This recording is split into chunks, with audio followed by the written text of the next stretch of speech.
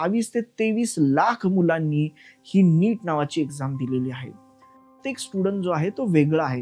स्वतःचा फाउंडेशन असणं हे सुद्धा अत्यंत गरजेचं आहे. त्याची मॅथेमॅटिकल ॲबिलिटी आहे का? त्याचं लॉजिकल रिझनिंगचा पार्ट कसा आहे?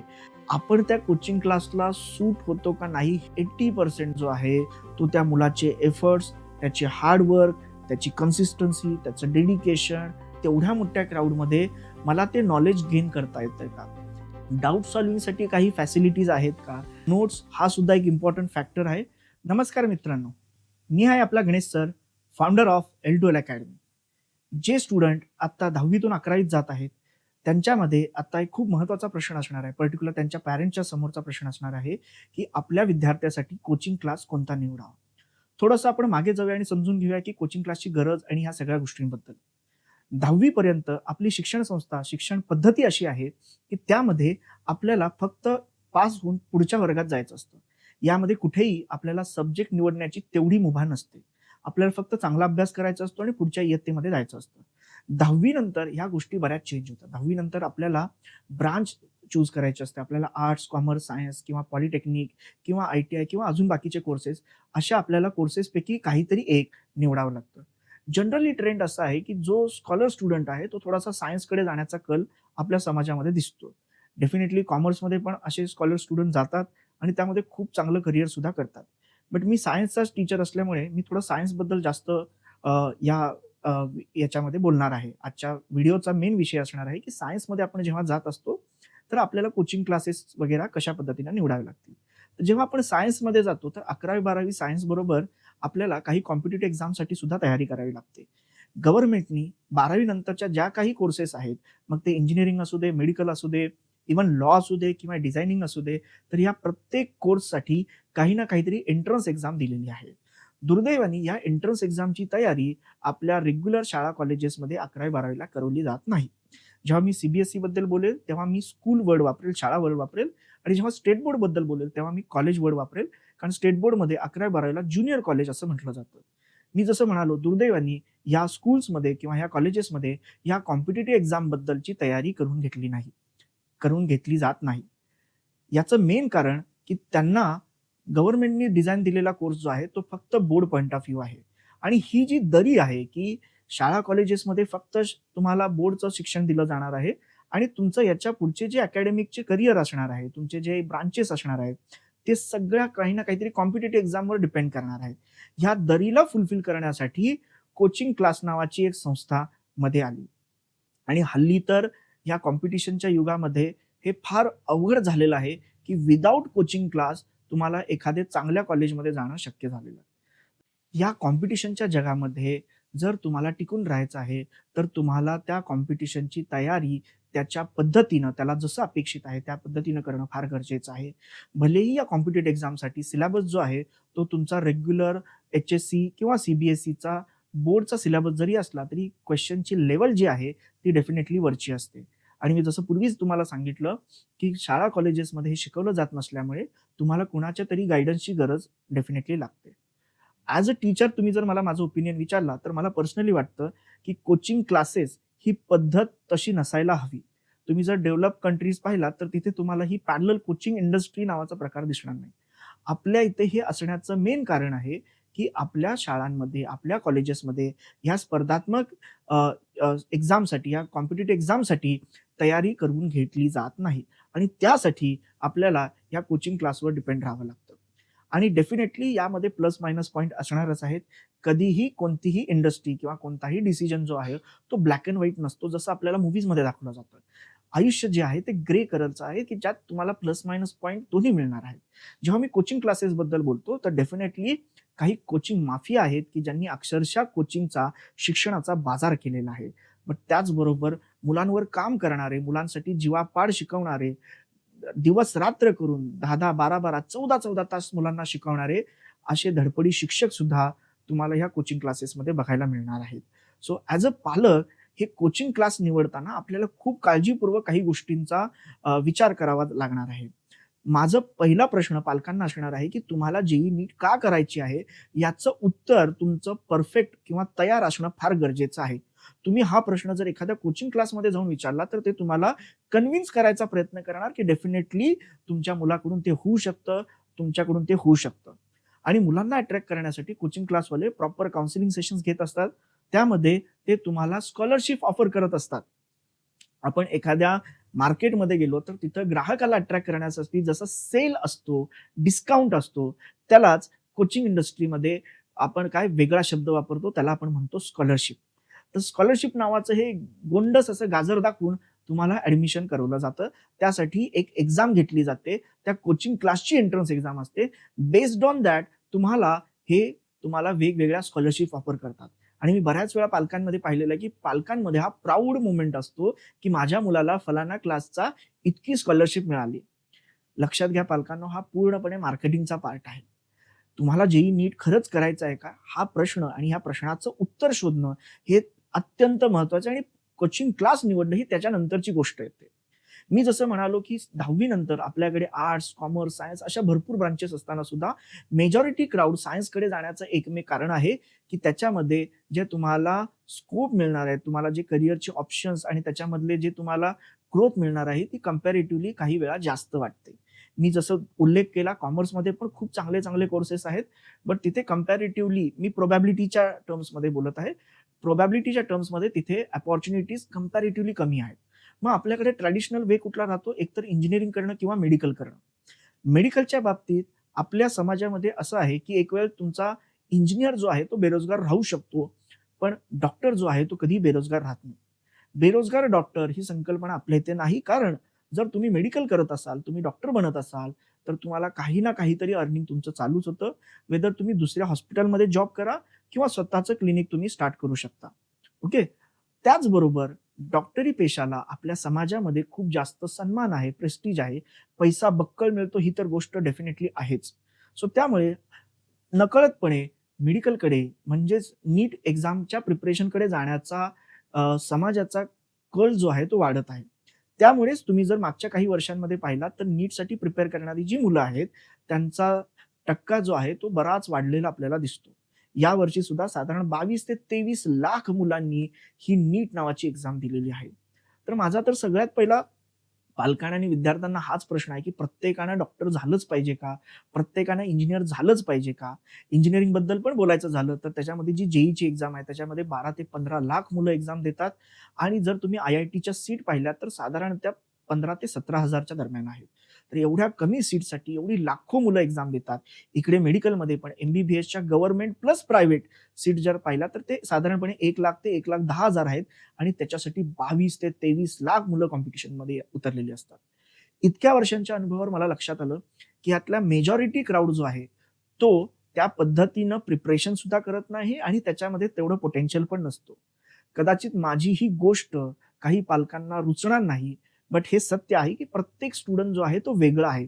प्रत्येक स्टुडंटची कॅपॅसिटी जी आहे ती कमी जास्त आहे. प्रत्येक स्टुडंट जो आहे तो जेईई नीटसाठीच बनलेला आहे असं नाही. आणि तुम्ही फक्त हार्डवर्क केलात म्हणजे तुमचा रिझल्ट येईल असं बिलकुल नाही. त्या हार्डवर्क बरोबर, त्या सिन्सिअरिटी बरोबर तुमचा स्वतःचा बेस, तुमचा स्वतःचा फाउंडेशन असणं हे सुद्धा अत्यंत गरजेचं आहे. सो मला तर बऱ्याच वेळा असं वाटतं, की 9वी-10वीच्या मुलांना, त्यांच्या पालकांना हे काउन्सिलिंग करून सांगणं फार गरजेचं आहे, की प्रत्येकानं नीट आणि जेईई करण्याची गरज नाही. हा तुम्ही प्रेस्टिजचा विषय बिलकुल करू नका. नीट आणि जेईईच्या पुढे सुद्धा, त्याच्या पुढे सुद्धा बऱ्याच करिअरच्या वाटा आहेत आणि ज्या खूप चांगल्या आहेत. त्यामध्ये तुमचा विद्यार्थी खूप चांगल्या प्रकारे करू शकतो. यामध्ये मी आवर्जून पालकांना सांगेल, की तुम्ही एखाद चांगल्या करिअर काउन्सिलरची डेफिनेटली मदत घेऊ शकता. तुमच्या मुलाची तुम्ही टेस्ट घेऊ शकता. टेस्टवरून तुम्हाला अंदाज येईल, की तुमच्या मुलाचा कल कुठे आहे, त्याचं पोटेन्शियल काय आहे, त्यामध्ये कोणकोणत्या एबिलिटीज आहेत. बेस्ड ऑन दॅट त्याचं करिअर तुम्हाला डिफाईन करताना तुम्हाला बऱ्याच गोष्टींचा त्यातून फायदा होणार आहे. सो फर्स्ट ऑफ ऑल मी खूप क्लिअर करतो, की इतक्या मोठ्या प्रमाणात विद्यार्थ्यांनी आणि पालकांनी जेईई नीटकडे येण्याची गरज नाही. As a JEE teacher, as a NEET teacher जेवढी जास्त मुलं येतील तसा आम्हाला फायदाच होणार आहे. बट एक शिक्षक म्हणून माझं प्रामाणिक मत आहे, की सगळ्यांनी जेईई आणि नीट करण्याची बिलकुल गरज नाही. सो सगळ्यात पहिला 9वी-10वी मध्येच तुम्ही हे चेक करणं फार गरजेचं आहे, की खरंच तुमच्या मुलाचं पोटेन्शियल आहे का? जसं मी जेई बद्दल बोललो, तर त्याची मॅथेमॅटिकल ॲबिलिटी आहे का? त्याचं लॉजिकल रिझनिंगचा पार्ट कसा आहे? त्याचे क्रिएटिव्ह माइंड कसं आहे? त्याचबरोबर बायोलॉजी आपण जेव्हा नीटबद्दल बोलतो, तर त्याची लर्निंग करण्याची, पाठ करण्याची ॲबिलिटी कशी आहे? आणि मेडिकलमध्ये पण जो फिजिक्सचा पार्ट असणार आहे नीटच्या एक्झाममध्ये, सो त्यासाठी सुद्धा त्याला मॅथेमॅटिकल ॲबिलिटीची गरज लागणारच आहे. सो ह्या सगळ्या ॲबिलिटीज चेक करणं फार, फार गरजेचं आहे. त्यातून जेव्हा तुम्ही डिसिजन घेता, त्यात अजून एक फॅक्टर आपल्याला बघायचा आहे, की या एक्झामसाठी आपल्याला प्रचंड प्रमाणात मेहनत करावी लागणार आहे. 10वी पर्यंतचा पॅटर्न असा होता, की आपण काही महिने, काही तास जरी अभ्यास केला, तरी आपलं त्यातून काम होऊन जात होतं. बरेच पालक मला कौतुकानं सांगतात, की "सर माझा मुलगा जो आहे, तो शेवटच्या 2 महिन्यात फक्त अभ्यास केला, तरी बघा त्याला 98% पडले, 94% पडले, 80+ पडले." पण ही गोष्ट 11वी-12वी मध्ये नाही चालत. आपल्या पाल्याला जर एकाच ठिकाणी बसून तासनतास अभ्यास करण्याची सवय नसेल, दिवसातून जिथे 7 ते 8 तास अभ्यासाची गरज आहे, तेवढी बसण्याची त्याची कॅपॅसिटी नसेल, तर आपण डेफिनेटली जेईई आणि नीट यांच्याबद्दल विचार केलेला बरा. कारण या एक्झाममध्ये टिकण्यासाठी आपल्याला एवढ्या प्रमाणात वेळ देणं अत्यंत गरजेचं आहे. मी असं बिलकुल म्हणणार नाही, की तुम्हाला 12 आणि 14 तास, 16 तास अभ्यास केला पाहिजे. हां, शेवटच्या महिन्यामध्ये, 2 महिन्यामध्ये तेवढा अपेक्षित असतो आणि मुलं जर त्यांनी वर्षभर व्यवस्थित केलं असेल, तर तेवढ्या 12-14 तासापर्यंत जातात. बट तुम्हाला थ्रूआउट 2 इयर्स 2 वर्षामध्ये तुम्हाला कॉन्स्टंटली 6 ते 7 तास, 6 ते 8 तास डेली बेसिसवर अभ्यास करायचा आहे. एवढी तुमच्या मुलाची सिटिंग कॅपॅसिटी आहे का? हे बघणं अत्यंत गरजेचं आहे. कारण मी नेहमीच म्हणतो कोणताही कोचिंग क्लास जो आहे तो चांगला वाईट नसतो. आपण त्या कोचिंग क्लासला सूट होतो का नाही हे बघणं अत्यंत गरजेचं आहे. जर आपला स्टुडंट, आपला पाल्य त्या कोचिंग क्लासच्या एन्व्हायर्नमेंटमध्ये सूट होत नसेल, तर तुमच्यासाठी ही जी जर्नी आहे, ही अत्यंत बिकट होऊ शकते, अत्यंत अडचणीची होऊ शकते. ओके. कारण कोचिंग क्लासचा जो सगळा स्ट्रक्चर जे आहे, त्यांचं सगळं जे एन्व्हायर्नमेंट आहे, ते डेफिनेटली टॉपर्सच्या दृष्टीने तयार केलेलं असतं. जर तुमचा मुलगा त्या टॉप 5% मध्ये असेल, तर त्याला तो कोचिंग क्लास जो आहे, कोणताही वेल नोन क्लास जो आहे, तो त्याला सूट होऊ शकतो. बट मी जसं म्हणालो कोचिंग क्लास निवडताना क्लासचे पॅरामीटर्स तर आपण डिस्कस करूयाच, पण त्याच आधी आपल्या मुलाचे पॅरामीटर्स चेक करणं फार गरजेचं आहे. कारण ही अशी काही सिस्टम नाही, की जिथं तुम्ही सो कॉल्ड चांगल्या क्लासमध्ये आपल्या मुलाला घातलात आणि मग तुमचं काम झालं आणि त्याच्यानंतर तुमचा मुलगा तिथून डॉक्टर आणि इंजिनिअर होऊनच बाहेर पडणार आहे. कोचिंग क्लास जो आहे तो तुमच्या मुलाच्या सक्सेसमध्ये किंवा फेल्युअरमध्ये लेस दॅन 20% फक्त कॉन्ट्रिब्यूट करतो. मी रिपीट करतो, लेस दॅन 20% फक्त कॉन्ट्रिब्युशन आहे. ॲज अ टीचर म्हणून आमचं तुमच्या मुलाच्या सक्सेस किंवा फेल्युअरमध्ये. एंटायर 80% जो आहे तो त्या मुलाचे एफर्ट्स, त्याचे हार्ड वर्क, त्याची कन्सिस्टन्सी, त्याचं डेडिकेशन आणि डेफिनेटली त्याचं पोटेन्शियल ह्या सगळ्या गोष्टी तुमच्या योग्य कोचिंग क्लासपेक्षा सुद्धा अत्यंत महत्त्वाच्या आहेत. सो जेईई नीटचा क्लास निवडण्याच्या आधी आपण पेन पेपर घेऊन बसणं फार गरजेचं आहे, की खरंच आपल्या मुलाला जेईई नीट करायचं आहे का? नंबर 1. नंबर 2 आपल्या मुलामध्ये ते पोटेन्शियल आहे का? नंबर 3 आपल्या मुलाला एवढा वेळ अभ्यास करण्याची सवय आहे का? त्या करिअरबद्दल, त्या एक्झामबद्दल तो किती सीरियस आहे? तो खरंच डेडिकेशननी त्यासाठी वेळ, एफर्ट्स, मेहनत करण्याची त्याची जिद्द, तयारी आहे का? हा सगळ्यात मोठा पॅरामीटर असणार आहे. त्यानंतर समजा आपण ठरवलं, की बाबा नाही माझ्या मुलाचं कॅपॅसिटी आहे, पोटेन्शियल आहे. त्यानंतर आपण जेव्हा कोचिंग क्लास निवडतो, तर तिथे आपल्याला अजून एक मोठा महत्त्वाचा भाग बघायचा आहे. तो म्हणजे आपल्या मुलाचं नेचर कसं आहे. नेचरच्या म्हणण्यामध्ये मला बोलायचं आहे, की तुमचा स्टुडंट जो आहे, तुमचा पाल्य जे आहे, तो इंट्रोव्हर्ट स्वभावाचा आहे का एक्झोव्हर्ट स्वभावाचा आहे. ओके. म्हणजे तो स्वतःमध्येच असतो, की त्याला मित्रमंडळी लागतात. तर ह्या गोष्टी अत्यंत महत्त्वाच्या आहेत. कारण आपण जेव्हा कोचिंग क्लासबद्दल बघतो, तर तिथे 60 ते 80 काही ठिकाणी 100-200 मुलांची एक बॅच असते. सो त्यामध्ये तुम्हाला कंटेंट शिकवला जाणार आहे. हां, मेजॉरिटी ठिकाणी तुम्हाला ज्या मोठ्या क्लासमध्ये टीचर्स मिळणार आहेत, डेफिनेटली ते वेल वेल ट्रेन्ड असतात, नॉलेजेबल असतात. बट महत्त्वाचं आहे, की तेवढ्या मोठ्या क्राउडमध्ये मला ते नॉलेज गेन करता येतंय का? त्या क्राउडमधून सुद्धा किंवा एक्झाम झालं लेक्चर झाल्यानंतर मी त्या टीचरला अप्रोच करून माझे डाउट्स क्लिअर करून घेतो का? हे ज्या गोष्टी आहेत ह्या अत्यंत महत्त्वाच्या आहेत. कारण तुमच्या डाउट्स वगैरे जर पेंडिंग राहिले, तर ह्या गोष्टींना नंतर जाऊन परत त्रास होतो. सो कोचिंग क्लास निवडताना तुम्हाला हे सुद्धा बघायचं आहे, की तुमच्या मुलाचं नेचर कसं आहे. तुमचा मुलगा जर शांत स्वभावाचा, शाय स्वभावाचा असेल, तर मोठ्या क्राऊडमध्ये त्याला ह्या सगळ्या गोष्टी सूट होतील का, हे बघणं अत्यंत गरजेचं आहे. अदरवाईज तुम्हाला अशा क्लासेस किंवा अशी बॅच निवडायला पाहिजे, की जिथं बॅच स्ट्रेंथ जी आहे ती कमी असेल, कमी मुलांची बॅच असेल. त्याचबरोबर कोचिंग क्लास निवडताना आपल्याला काही पॅरामीटर्स जे बघायचे आहेत, त्यामध्ये डेफिनेटली आपल्याला त्यांची पास्ट परफॉर्मन्स तर विचारायचाच आहे. त्याचबरोबर हे सुद्धा बघायचं आहे, की किती मुले एनरोल झाली आणि त्यातील किती मुलांचा रिझल्ट आला. मी जसं तुम्हाला अत्यंत प्रामाणिकपणे सांगितलं, की तुमच्या रिझल्टमध्ये भलेही कोचिंग क्लासवाले मोठे-मोठे बॅनर लावत असले मुलांच्या रिझल्टचा, बट त्यामध्ये आमचा रोल जो आहे तो फार कमी असतो. बट स्टिल तिथे क्राउड कसा येणार आहे हा डिपेंड करतो दुर्दैवाने, की त्यांचा मागचा ट्रॅक रेकॉर्ड काय आहे. सो तुम्हाला ह्या गोष्टी डेफिनेटली बघायच्या आहेत. समजा एखाद्या क्लासमध्ये 1000 मुलं आहेत आणि त्यातल्या 10 मुलांचा रिझल्ट येत असेल, याचा अर्थ तिथे 1% मुलांना चांगला सक्सेस मिळतो असा होतो. आणि हा सक्सेस रेशो जो आहे, हा साधारणपणे सिंगल डिजिटमध्येच तुम्हाला मिळणार आहे. पण त्यातल्या त्यात अजून चांगला कसा असेल, हे बघणं सुद्धा अत्यंत गरजेचं आहे.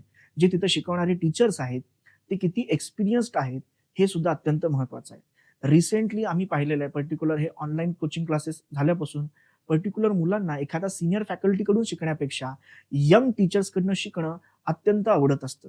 म्हणून आम्ही गमतीनं असं म्हणतो, की हल्लीच्या मुलांना सर आणि मॅडमकडून शिकायचं नाही, तर त्यांना भैय्या आणि दीदीकडून शिकायचं आहे. ओके. बट ह्या भैय्या आणि दीदीकडून शिकताना तुम्हाला ही गोष्ट काळजी घ्यायची आहे, की त्यानं आय-आय-टी क्लिअर केलेला आहे. याचा कुठेच अर्थ असा निघत नाही, की तो चांगला टीचर असेल. आय-आय-टी पास आउट आहे याचा फक्त एवढा अर्थ निघतो, की त्यानं त्याच्या 10वी-12वी मध्ये चांगला अभ्यास केला होता, चांगला मेहनत केला होता. बट टीचिंग जी आहे ती टोटली एक वेगळी स्किल आहे आणि ती स्किल जी आहे ती वर्षानुवर्ष मेहनत केल्यानंतर मग ती डेव्हलप होत असते.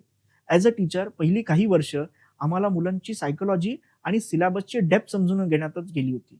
मग कुठे जाऊन आम्हाला लक्षात यायला लागलं, की प्रत्येक स्टुडंट जो आहे तो वेगळ्या पद्धतीनं त्याला हँडल करावं लागतं. प्रत्येक बॅचला वेगळ्या पेसनी जावं लागतं. आणि ही जी गोष्ट आहे ही अनुभवातूनच येत असते. सो म्हणून पालकांनी आणि विद्यार्थ्यांनी या भैय्या-दीदींकडे जाण्याच्या पूर्वी त्यांचा एक्सपिरियन्स बघणं हे अत्यंत गरजेचं आहे. त्याचबरोबर त्या कोचिंग क्लासमध्ये डाउट सॉल्व्हिंगसाठी काही फॅसिलिटीज आहेत का? डाउट सॉल्व्हिंगसाठी ते काही वेगळ्या पद्धतीनं अरेंजमेंट करतात का? ह्या गोष्टी बघणं सुद्धा अत्यंत गरजेचं आहे. नोट्स हा सुद्धा एक इम्पोर्टंट फॅक्टर आहे. बट आत्ताच्या युगामध्ये नोट्स हा खूप मोठा फॅक्टर राहिला नाहीये. पूर्वी कोटाच्या नोट्स ह्या खूप ब्रँडेड मानल्या जात होत्या आणि लोकल बरेचसे क्लासेस फक्त कोटाच्या नोट्स आहेत, या एका मुद्द्यावर आपले क्लास चालवायचे. बट आत्ताच्या युगामध्ये नोट्स किंवा त्याच्या स्टडी मटेरियल्स आहे, हा खूप मोठा फॅक्टर राहिलेला नाही. ऑनलाईनमध्ये तुम्हाला खूप मोठ्या प्रमाणात खूप चांगल्या क्वालिटीच्या दर्जेदार नोट्स नोट्स इझिली अवेलेबल होऊन जातात. दुसरी एक महत्त्वाची गोष्ट आपल्याला कोचिंग क्लास निवडताना बघायचं आहे, की तिथे टेस्ट सीरीज जी आहे, ती कशा पद्धतीने घेतली जाते. कारण तुम्ही जेव्हा प्रिपरेशन करत असता, तर हे फॅक्टर्स खूप मॅटर करतात, की टेस्ट सीरीज जी आहे ती चांगली असेल, पिरियॉडिकली होत असेल, त्याचा एनालिसिस, त्या पेपरचं डिस्कशन जर क्लासमध्ये प्रॉपर पद्धतीने होत असेल, तर त्याचा तुमच्या ओव्हरऑल प्रोग्रेसमध्ये अत्यंत महत्त्वाचा वाटा असणार आहे. त्याचबरोबर एखादा कोचिंग क्लास जर असेल, तर तिथे तो ओनर स्वतः बसलेला आहे का हे सुद्धा महत्त्वाचं आहे आणि जर मॅनेजमेंट तिथे असेल, तर ती मॅनेजमेंट स्टेबल आहे का? हे बघणं सुद्धा अत्यंत गरजेचं आहे. कारण आम्ही बऱ्याच वेळा पाहिलेलं आहे, की एखादा कोचिंग क्लास मल्टिपल क्लासेस काढतो आणि जेव्हा मल्टिपल क्लासेसचा सेटअप तयार होतो, तेव्हा तिथं प्रॉफिट लॉस आणि ते एखाद्या कंपनीसारखं त्याला रन करण्याचा प्रयत्न करत असतात. जसं एखाद्या कंपनीमध्ये एखादं आउटलेट परफॉर्म करत नसेल, तर ते आउटलेट बंद केलं जातं. लॉस मेकिंग आउटलेट जे आहे ते बंद केलं जातं. त्याच पद्धतीनं कोचिंग क्लासमध्ये पण एखादं लॉस मेकिंग ब्रांच असेल, एखादं सेंटर असेल, तर ते मध्ये सुद्धा बंद केलेल्या बऱ्याच घटना घडलेल्या आहेत.